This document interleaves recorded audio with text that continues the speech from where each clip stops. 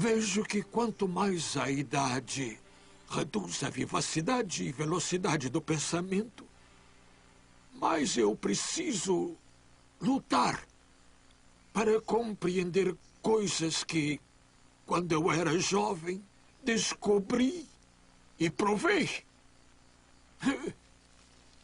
Forçado a evitar a astronomia, Galileu olhava para o passado, para um tempo antes do seu telescópio, para sua pesquisa brilhante, mas nunca publicada, sobre a física do movimento.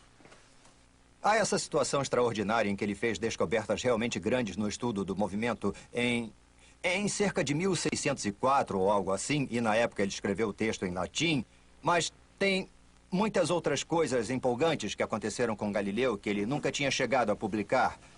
Então, de certo modo, foi uma bênção ele ter ficado em prisão domiciliar. Isso fez com que ele escrevesse os resultados.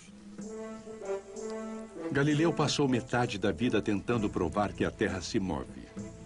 Agora, ele chegaria a termos com uma coisa muito mais básica, a matemática do próprio movimento. Mas o movimento é difícil de medir. Tudo ocorre rápido demais para você perceber o que está acontecendo. Galileu teve a brilhante ideia de retardar o movimento, então, em vez de tentar observar uma coisa cair, ele fazia bolas rolarem em inclinações suaves para que a velocidade aumentasse muito, muito devagar. Galileu raciocinou que conforme as bolas rolavam descendo as inclinações, elas aceleravam, assim como faziam em queda livre, muito mais lentamente. Enquanto jovem, Galileu projetou um nível inclinado com muita precisão, uma das peças mais importantes do aparato experimental da história da ciência. Galileu não deixou nenhum plano para trás para seu nível inclinado, mas com base em suas notas experimentais, o professor Roberto Cafarelli está usando o que ele acredita ser o projeto original de Galileu para descobrir como ele foi capaz de medir a aceleração com precisão.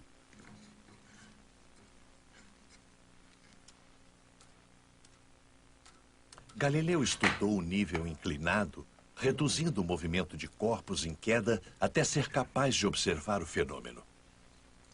Ele foi capaz de medir exatamente com que velocidade a bola rolou, marcada com o balanço de um pêndulo. Galileu tinha certeza de que a aceleração estável deve ser governada por uma regra matemática. Ele pega um plano levemente inclinado e deixa a bola rolar. Ele observa como ela se acelera e então ele mede a que distância ela vai em determinado tempo.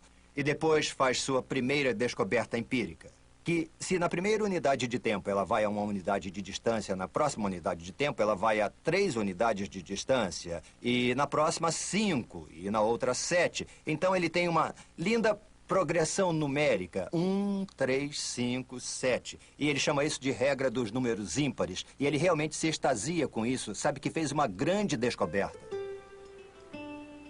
Galileu descobriu uma regra matemática para prever com precisão o movimento dos objetos do mundo real.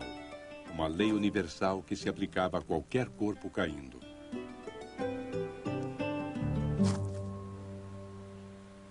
Por baixo dessa linda lei empírica que ele descobriu, ele viu uma lei claramente mais profunda, usando lógica matemática e deduções. E essa foi realmente a chave para todos os grandes sucessos posteriores. Primeiro de Newton e depois de Einstein e todas as outras maravilhas da ciência moderna. Quando jovem, Galileu revolucionou a astronomia, mas aos 74 anos, seu último grande livro revolucionou a física do movimento. Do ponto de vista da física, sua contribuição mais importante é seu discurso sobre as duas grandes ciências. Realmente, é esse livro que fornece a verdadeira base para Isaac Newton. Em uma geração, baseado na obra de Galileu, Newton vislumbrou um grupo de leis tão completas que podia descrever o movimento dos planetas em suas órbitas e como as maçãs caem das árvores.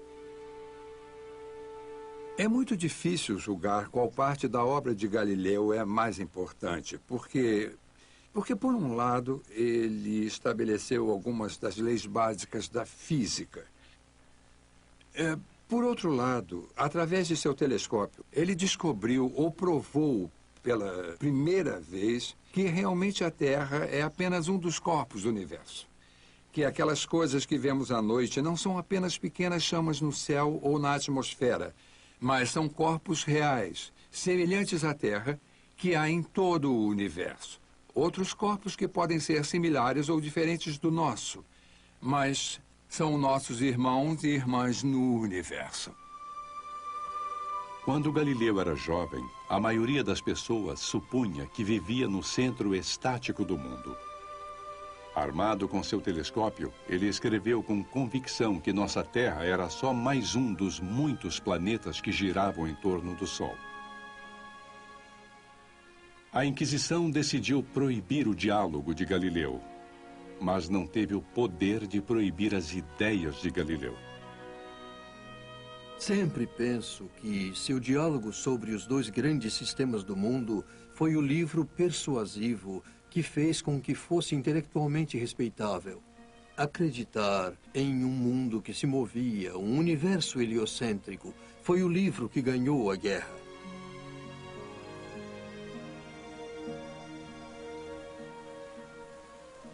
A Igreja Católica aceitou há muito tempo a ciência de Galileu, mas só em 1992, uma comissão papal reconsiderou seu tratamento à questão de Galileu.